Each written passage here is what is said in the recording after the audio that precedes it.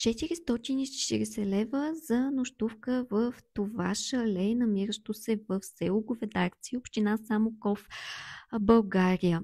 Заслужават ли се според вас парите и бихте ли отседнали там? Моля, пишете долу в коментарите, за да може да задвижим видеото и то да достигне до повече хора. Благодаря ви за подкрепата.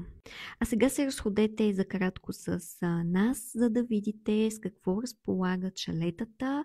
Те са напълно самостоятелни и капацитета е 6 човека максимален, 4 според мен се чувстват най-добре. Има джакузи и сауна, които са общи, може да ги видите в видеото. Има и помещение за събирания, ние не сме го ползвали, то не е ресторант, но се ползва при определени събития. Хубаво е да си носите храна, да си направите нещо, има и ресторант, може да видите. Той се намира в селото и може да хапнете там, ако не си носите някаква храна или просто искате да излезете да хапнете навън. Вкусно е, препоръчвам боба.